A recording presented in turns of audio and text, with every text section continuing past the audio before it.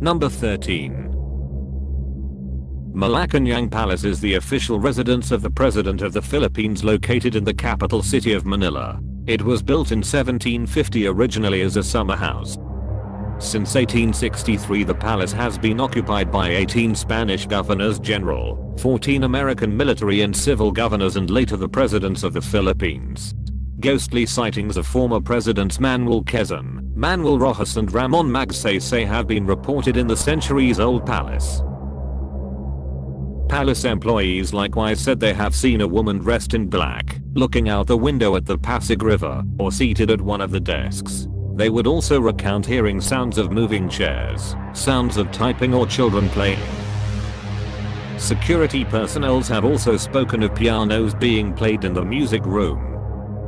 The official illustrated history contains a panoramic shot of the palace estate in trance where a seemingly headless figure of a member of the presidential security group is seen. There were also sightings of disembodied friars and hooded garments and Suetonius reciting the litany while walking along the palace corridors. The men's restroom on the third floor of Mabini Hall is said to be haunted by a boy crouching in a corner. In this photo, a ghostly figure clad in prehistoric garb is seen lurking behind a staff member. The iconic ancient bulletetry at the state entrance of the palace is said to be the home of a capret known as Mr. Brown. A capret is a mythological creature that is very tall, sits on big trees and smokes a cigar. On dark muggy nights security men were sometimes startled to see their fellow guards frantically running as they're being chased by an invisible demon. After he was elected president, Duterte said he would not sleep with palace ghosts. Kasi baski tanungin mo yan si Amy Marcos, nag-usap kami, he was here the other night, or was it last night? Talagang may mumu dyan, sabi ko ilan nakita mo niya, mga 5.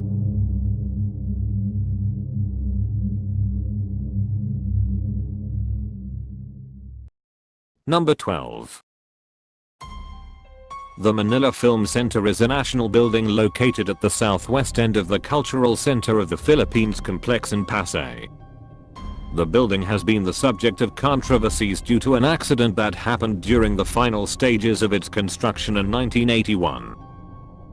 On November 17, 1981 around 3 a.m., at least 160 workers fell to their death and then buried under quick-drying cement when a scaffolding collapsed. Security was immediately imposed, and it took 9 hours before rescuers were allowed into the site. There were conspiracies that the bodies were left entombed, and that furious ghosts refused to keep silent. Various ghostly activities were reported on the site, including mysterious sounds, moans and wails coming from the concrete foundations, apparitions seen partially sunk into the concrete, and poltergeist activity. Taxi drivers would see a bruised woman in bloody clothes asking to be taken to the hospital only to disappear after arriving. After its renovation was completed in 2001, it is used to exhibit The Amazing Show, the biggest transvestite theater in Asia. The show attracted more than 280,000 tourists. If you like ladyboys and wants to be scared at the same time, make sure to visit. The dark basement is where the eerie part is happening. Just don't get followed by one of the performers. Number 11. A witness to the Second World War and the Japanese occupation, Baker Memorial Hall is one of the haunted structures. It is the oldest existing building of the university. During the World War II, Baker Hall was a military camp of Japanese soldiers. It also served as an internment camp for American and Allied prisoners of war and civilians. Ghosts of garroted prisoners are said to appear all the time. Not to mention the spooky tunnel beneath the building which served as a passage for POWs during the war. Aside from World War II, another paranormal activity occurs in one of the dormitory rooms, where someone was said to have committed suicide. A white lady also haunts a nearby chapel and a black lady on the hanging bridge.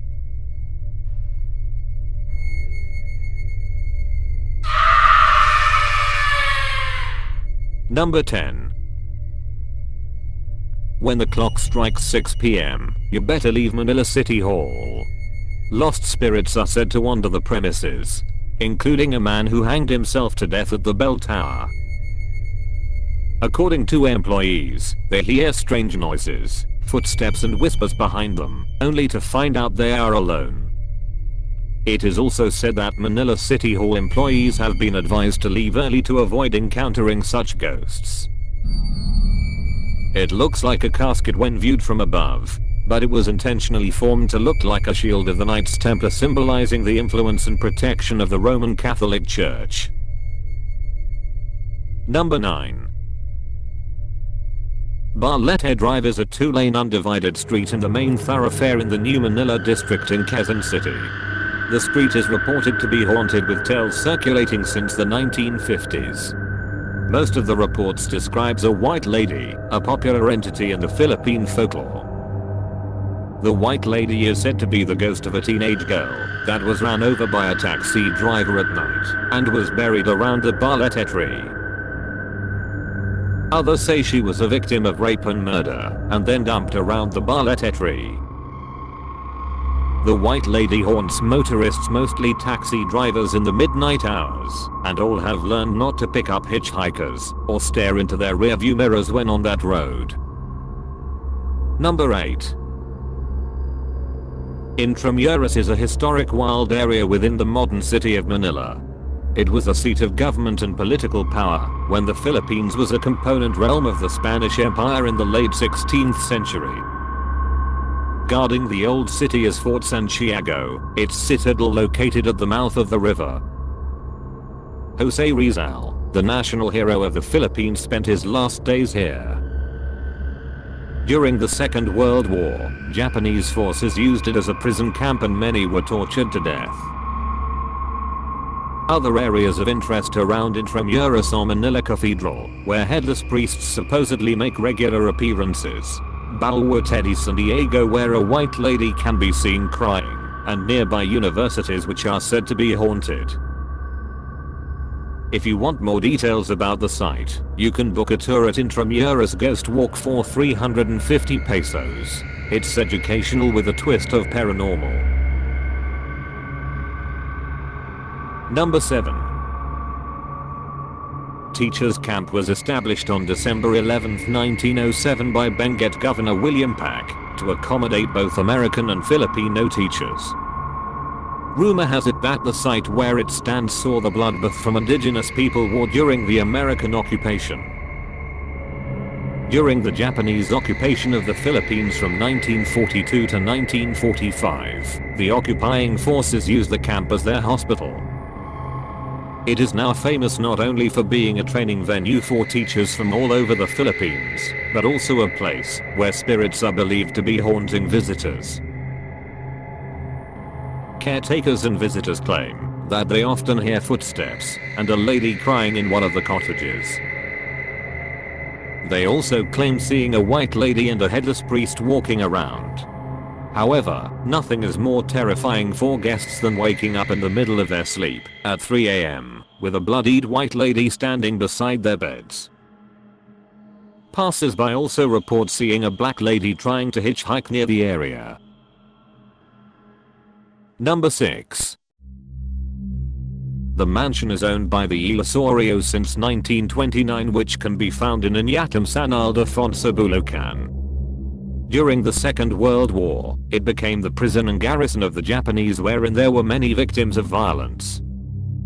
Japanese soldiers held and brought women from nearby areas and used them as comfort women. Some died during the stay, crying and wailing for help. Moreover, Filipino guerrillas caught by the soldiers were starved, brought to the large lawn beside the house, tied together, then burned alive. Because of this, rumor has it that the souls of the victims stayed on and have haunted the house ever since. Sounds of wailing girls and a ghost platoon of Japanese soldiers are just some of the countless stories. Faint voices, chains dragging on the hardwood floor, balls and coins bouncing down the stairs are said to be heard by those brave enough to stay the night. The current state of the majestic blood-red villa is crumbling, but memories of the atrocities committed inside haven't faded.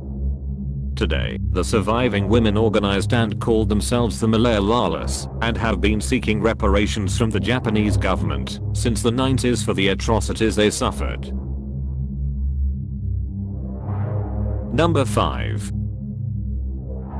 The Herrera Mansion is the oldest house in Chiang Quezon. Built in 1927, it was owned by Isidro Herrera and designed by Thomas Mapua, a renowned architect of his time. Locals say that an elderly couple can be seen walking around the property, while headless soldiers in Japanese uniforms with helmets in hand walk to and from the gates. Visitors have also reported hearing the rattling of doorknobs and chains being dragged around the house. Number 4. The Diplomat Hotel is an abandoned structure and reportedly a haunted place atop Dominican Hill, Baguio. It was originally a vacation house for American and a few Spanish Dominican friars, designed in 1911 by its member, Father Roque Aruano, the same architect of the main building of the University of Santo Tomas. During World War II, it became a refuge, but then Japanese forces occupied it and turned it into their headquarters. They committed barbaric acts in the place, such as torturing, raping, and decapitating priests, nuns, as well as refugees. According to the locals, babies were also mercilessly killed in the fountain area. During the liberation of the Philippines in April 1945, it became the last bastion of the Japanese forces and many have committed suicide. Then in 1973, it was remodeled and turned into a hotel. Employees and guests claimed they heard strange sounds and seen headless apparitions during the night. It was eventually abandoned in 1987 when a fire broke out, trapping and killing several guests. Locals living nearby also claimed of strange noises in late hours of night, such as banging doors and windows, clattering of dishes, and voices of screaming and agonizing people.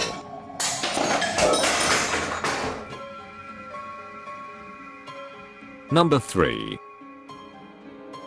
Corregidor is one of the important historic and tourist sites in the country.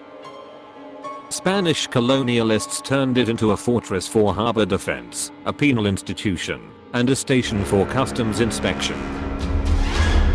The Dutch took over it in 1647, the British Royal Navy in 1762, the US Navy in 1898, the Imperial Japanese Army in 1942, and finally liberated by American and Filipino forces in 1945.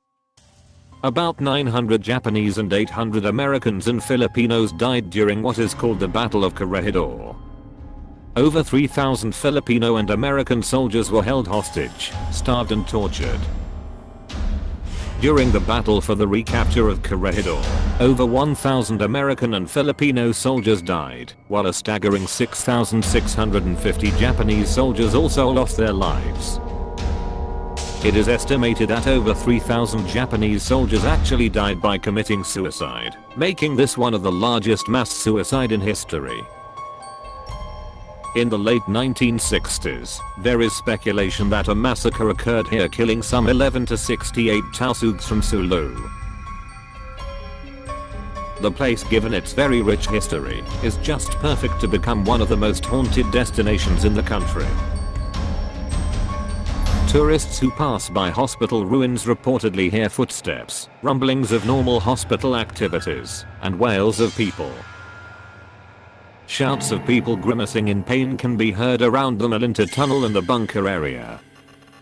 There's even a ghost tour offered at night, armed only with a flashlight and a camera. You can try to capture the ghosts roaming in this tunnel complex. Manifestations could appear in pictures and in videos. Number 2. Clark Air Base Hospital was part of the United States military facility under the aegis of Pacific Air Forces. It was abandoned when Mount Pinatubo erupted in 1991 and is now a paranormal hotspot. During World War II, most of the patients here are soldiers who are casualties of war.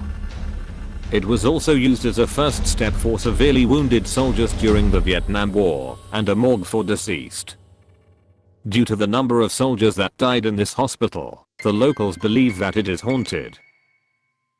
Ghost whispers, blurry smoke floating, and apparitions are common occurrences.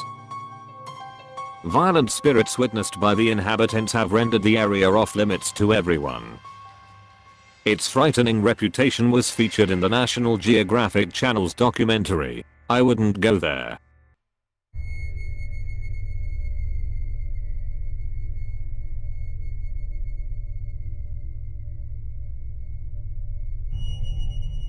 Number 1.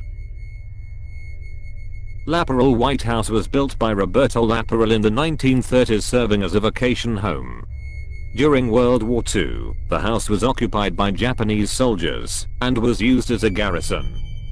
The troops reportedly raped women, tortured and killed suspected spies working for the United States and their allies.